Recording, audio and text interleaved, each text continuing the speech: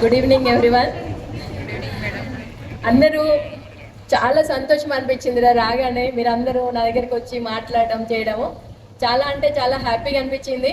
కాకపోతే అందరూ భయపడుతున్నామన్నారు. అక్కడే కొంచెం ఇబ్బంది ఫీల్ అయ్యాను నేను. ఇకపోతే మనం ఏంటంటే వెంకటేశ్వర సార్ చెప్పినట్టు హౌస్ వైఫ్గా ఉంటూ కూడా మన ఉనికి మనం నిలబెట్టుకోవాలి. సార్ తప్పుగా అన్నారని కాదు, అంటున్నారని చెప్పట్లే నేను. అంటే నేను చెప్పేదాన్ని మీరు ఒకసారి, ఇప్పుడు మీ ఏజ్ ఏంటంటే పిల్లలు స్కూల్ గోయింగ్ ఉన్నారు కదా, మీరు ఇప్పుడైనా సరే మనకి లేట్ అయినా సరే డబ్బులు కావాలని కాదు, మనం ఏంటంటే మన ఇండివిజువాలిటీ మన ఉనికి మనము నిలబెట్టుకోవాలనేది ఒకటి నా కోరిక. ఎందుకంటే చిన్న విషయం ఏంటంటే మేము 5 అక్క చెల్లెళ్ళం. అందరినీ కూడా మా మమ్మీ అప్పుడు ఆ రోజులలో అమ్మ కొంచెం చిన్నగా 3rd క్లాస్ వరకు చదువుకున్నా కూడా మమ్మల్ని అందరికీ జాబ్స్ వచ్చేంత వరకు చదివించాలి వీళ్ళని అనేసి, నేను చిన్నదాన్ని లాస్ట్ అందరూ ఉద్యోగాలు చేసుకోగలిగే అంతగా చదివించి ఆ తర్వాత పెళ్ళిళ్ళు చేశారు. ఈ విషయంలో అయితే మీరే లక్కీ నాకంటే కూడా. ఎందుకంటే జాబ్ వచ్చాక పెళ్ళైతే పిల్లల్ని చూసుకోవడం అనేది చాలా కష్టం కదా. ఇప్పుడు అందరూ మీకు పిల్లలు అయ్యారు, వాళ్ళు స్కూల్ గోయింగ్ వెళ్తున్నారు కనుక మీరు చిన్న చిన్న విషయాలు, ఏదో ఆడపిల్లలు అని అది లేకుండా మనం కూడా మన ఉనికి మన ఇండివిజువాలిటీ మనం సంపాదించుకోవాలనేది ఒక కోరిక. ఎందుకంటే అమ్మాయిలే సార్ చెప్పినట్టు భారత భావి పౌరులను తయారు చేసేదే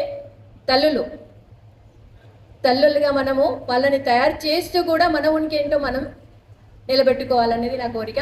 తర్వాత ఇప్పుడు మనం ఇక్కడ కలిసాము, బాయ్స్ కూడా అంతే. మీరు అందరూ అప్పుడు భయపడ్డారేమో, కానీ ఆ భయం పెట్టడానికి కూడా కారణం ఉంది. అది మీకు ఇప్పుడు గుర్తించే ఉంటారు అనుకుంటున్నాను. అప్పుడు కొట్టాను బాగా, ఇప్పుడు కూడా కొడుతూనే ఉన్నాను పిల్లల్ని. ఎందుకంటే మీరు ఒక స్టేజ్లో ఉండి ఇవాళ మీరు అందరు ఇట్లా కనిపిస్తే ఎంత సంతోషంగా ఉంది, చాలా సంతోషంగా ఉంది. ఒక్కొక్క స్టేజ్లో అంటే ఒక్కొక్క దాంట్లో ఒక్కొక్క డిపార్ట్మెంట్లో దేన్నో మనం కష్టపడుతున్నారు. మీరు ఒక డిపార్ట్మెంట్కి చేరుకోవాలంటే ఎంత కష్టం అనేది ఇప్పుడు తెలుస్తుంది మీకు. అప్పుడు తెలియదు కదా, 10th క్లాస్లో ఉన్నప్పుడు అది తెలీదు, ఇప్పుడు తెలుస్తుంది. కనుక అట్లాంటి పరిస్థితి మీ పిల్లలకి రాకుండా చూసుకోవాలి.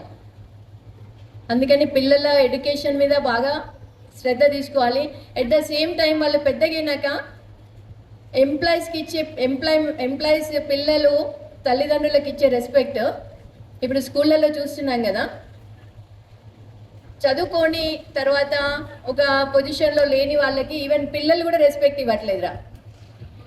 అంటే మీరు అది అబ్జర్వ్ చేశారా లేదా నాకు తెలీదు, కాకపోతే అబ్జర్వ్ చేస్తే మాత్రం పిల్లలు పేరెంట్స్ని వాళ్ళకేం చదువు రాదు, వాళ్ళకేం తెలియదు. ఫస్ట్ థింగ్ ఏంటంటే మనం ఎంత హయ్యెస్ట్ పొజిషన్లో ఉన్నా వాళ్ళకేం తెలియదు అంటారు. సో మరి వాళ్ళకి తెలిసి వాళ్ళు మా మమ్మీకి అన్నీ తెలుసు, మా డాడీకి అన్నీ తెలుసు అని అనుకోవడం కోసమన్నా మనం కొంత ఇప్పుడు కూడా నేర్చుకోవాల్సి ఉంటుంది. నిజం చెప్పాలంటే మనం ఎప్పుడు ఎవరు లెర్నర్, ఎప్పుడు విద్యార్థులమే. మేము కూడా, మీరే కాదు మేము కూడా ఎప్పుడు విద్యార్థులమే, నేర్చుకుంటూనే విద్యార్థులకు నేర్పిస్తాము. అలాగే మీరు నేర్చుకుంటూ మీ పిల్లలకి నేర్పించాలని నేను కోరుకుంటున్నాను.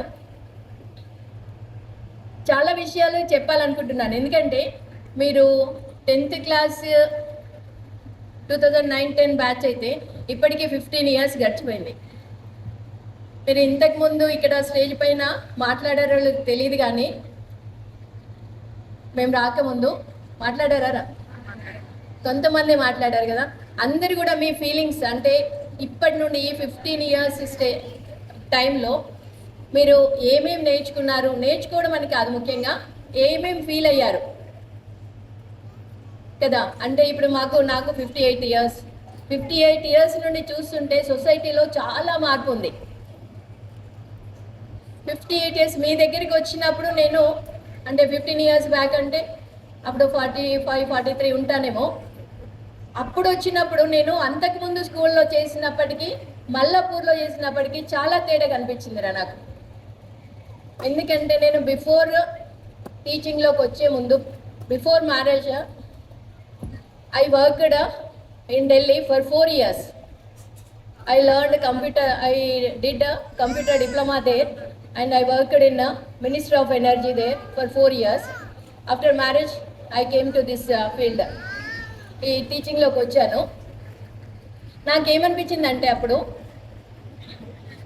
ఒక్కసారి మనము మల్లాపూర్ వరకు ఒక సర్కిల్ అయితే కరీంనగర్ వరకు ఇంకొక సర్కిల్, హైదరాబాద్ వరకు ఇంకొక సర్కిల్, అదే ఢిల్లీ వరకు ఇంకా చాలా పెద్ద సర్కిల్. అంటే ఎంతోమంది మనము దీన్నే మనం ఏమంటామంటే ఎక్స్ప్లోర్ అవ్వడం. మనం ఎన్ని చోట్ల ఎక్కువగా తిరిగితే మనకి కలిసి వాళ్ళతో మన